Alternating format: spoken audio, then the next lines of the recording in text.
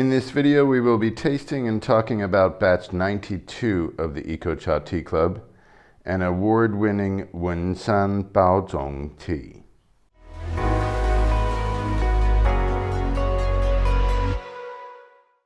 Batch 92 of the EcoCha Tea Club is an award-winning Wenshan Baozhong Tea from spring 2023 harvest. And yeah, we are dedicated to representing Wenshan Baozhong Tea pretty much annually because, number one, it's a traditionally made oolong tea that has a deep history in the tea culture here in Taiwan, dating back to the 19th century. It was exported by John Dodd, the English pioneer of tea trade in Asia, starting in China and then here, India also, I believe. He was exporting it to the States and Europe in the late 1800s, and that was the original Taiwan oolong that got shared with the world over 100 years ago. And so we want to continue to represent that tradition.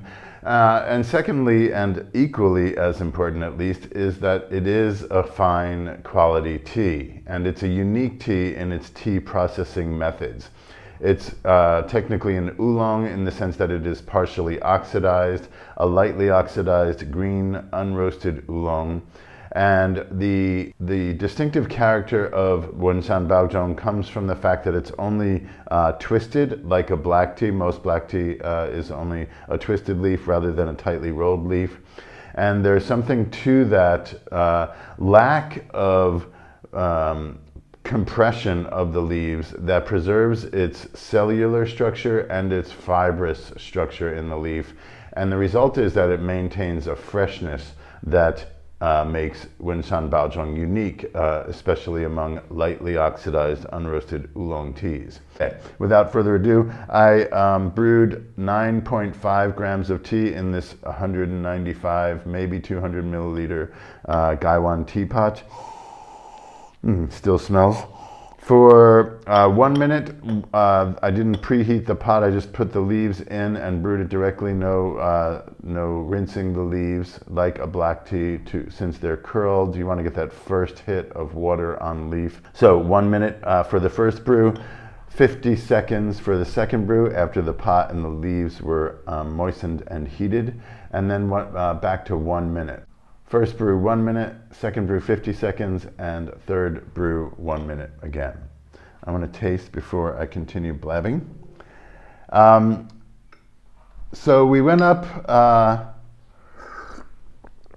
as soon as our source said that he was ready to receive us. We really want to get there before any of his teas disappear, because he harvests many days. It's relatively small amounts of harvest. He does most of the work himself.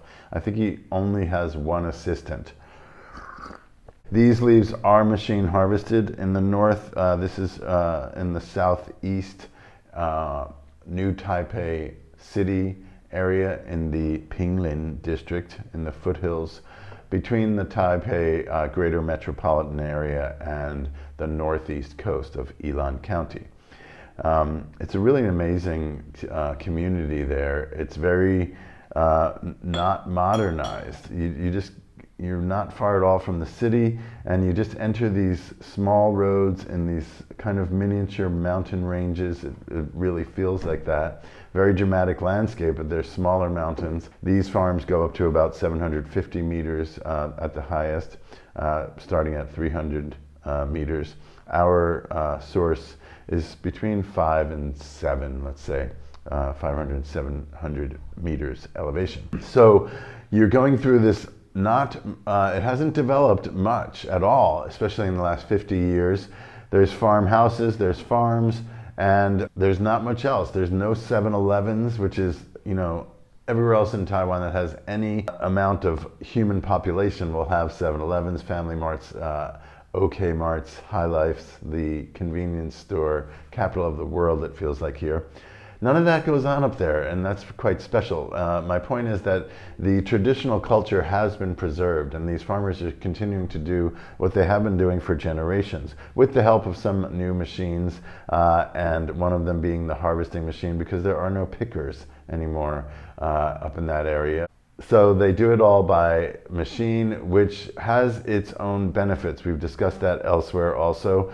The main benefit of machine harvesting is that you can choose the ideal time of day and the ideal weather. You're not scheduling a team of pickers to come weeks ahead of time, and you don't know if it's going to be raining on that day. And if it is, and you cancel, you're really jeopardizing your chances of being able to harvest your leaf growth at the right stage of maturity.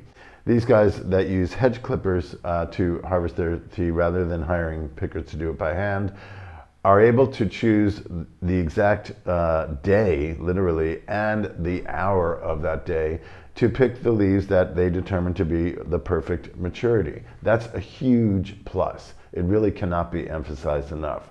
So we're in support of it, and especially since it is the way to keep this tradition alive. These leaves are tumbled for less amounts of time. They're allowed to wilt for longer amounts of time. That's another Wenshan Baozhong tweak. That's just the recipe. And then they are put in the tumble heaters. They're also fried. That's cao, is stir fried basically. That's what happens in the tumble heater at high temperature, but to a lesser degree. They're not depleted of their moisture as much as the leaves when high mountain oolong is being made, for example. So that's another slight variation in the processing. And then they are rolled very gently and spread out again, and then they are dried the next day. So in the end, Wenshan Baozhong is a gentle form of oxidation, more time involved, less heavy manipulation, and most obviously in the end they are only twisted and not rolled, keeping their integrity, maintaining freshness. That was a long-winded explanation. Let's move on to the second brew here.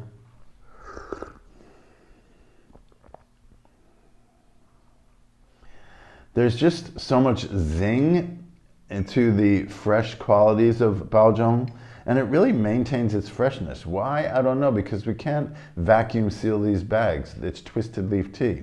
So this strip tea, as they call it, it'll crush under the vacuum seal. So you can only do a very gently vacuum seal. There's a lot of, well, relatively, there's some air in the package, which theoretically affects the leaves over time. But we just tasted our last winter's tea, and we couldn't tell, we didn't have any sense of it, that stale quality that can be tasted in a high mountain tea. That's ironic, really. So another supporting piece of evidence toward how these leaves maintain their freshness, because their integrity is maintained. They're not, the fiber in the leaf and even the cell walls is not damaged as much.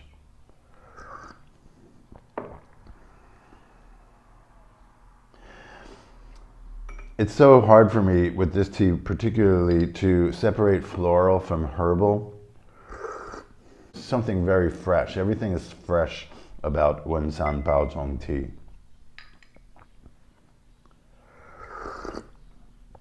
And along with this fresh floral, herbal, vegetal profile is a thickness to the quality of the tea.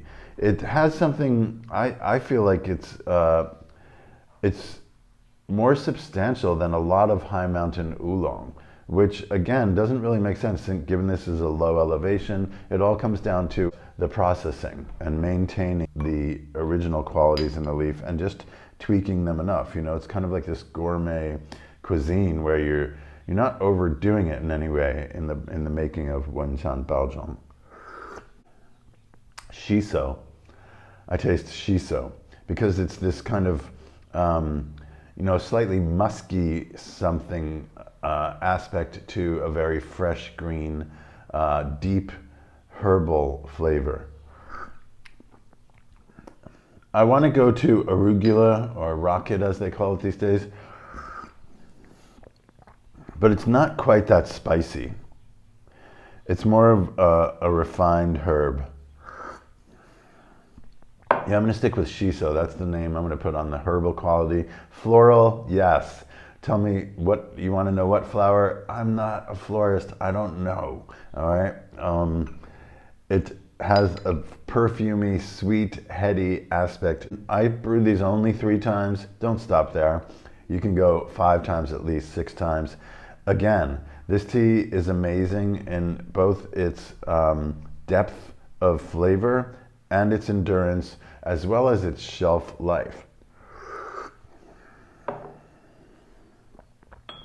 So we're happy. Once again, we like to do this with our spring batches of Wenshan Baozhong. We feel like the spring, the leaves in the spring represent the distinctly vibrant and aromatic qualities that are known, that Baozhong is known for. So we went up and we tasted a lot of teas, which we were happy to do. And first, he had like, I don't remember, 8 teas already brewed. He brews them in bowls. And I tasted them all. It was all cold. And I was like, that one's different. And he's like, yeah. And it was some strain of tea that I had never even heard before. It's from Anxi province that he started to grow a couple of years ago. That's a different story. And then there was another tea that I liked a lot, and that was Taichan number 20. And that is our in-store batch of tea for this spring. And then he brewed a whole second round, and he's like, these are the ones I'm preparing, these are the ones I'm putting aside for competition. And they hadn't been de-stemmed yet. The stems were still on the leaves. So he's like, I haven't made my final decision, but these are the ones I'm going to de-stem, and then I'll taste them again, and I'll choose if they go into competition. And there was one out of that round of several, I think 5 or 6, that we liked also. And I asked him, do you have enough of this for enough to share with our tea club? And he said, yeah, I can enter it into competition. I'll still have enough. I don't know if I'm going to enter it or not. So we waited patiently, and a couple of weeks later, we got the results from the competition. I asked him if he entered the batch that I chose, and he said yes. And I said, what happened? And he said it got Youliang, which is the most basic award, the lowest ranking award, but almost half of the entries are omitted from the competition and not given awards. So that means it's close to the top 50%. And we're not really fussed about what awards get received. I mean, it does mean something. We're not saying that the judges are whack at all. They're quite professional and quite diligent in their work. But was it last year or 2 years ago, we decided to share a batch of tea that was rejected from the competition because the way we were introduced to it, I've told the story a few times quickly. He brought me into his house. He said, try both of these teas. And there was a little bit of tea left in the bowls, cold tea. And I tasted them, and my head just kind of exploded with this amazing perfume. And he's like, which one do you like? And I pointed to one, and he kind of smirked. And the one I pointed to got champion prize, top award.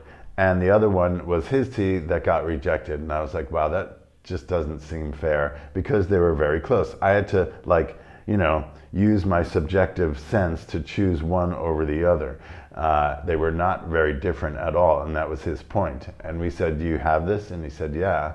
And so we took that rejected tea and shared it with the tea club a couple of years ago, because it was almost the same profile as the champion tea. Okay, I've talked a lot. I think I must be feeling the effects of this very fresh tea. I feel like my head is effervescing now. Try it out. Please tell us what you think. Leave your comments in our blog posts or under our tasting video on YouTube. We'd love to hear your experience. Thanks for being with us. We'll see you next month.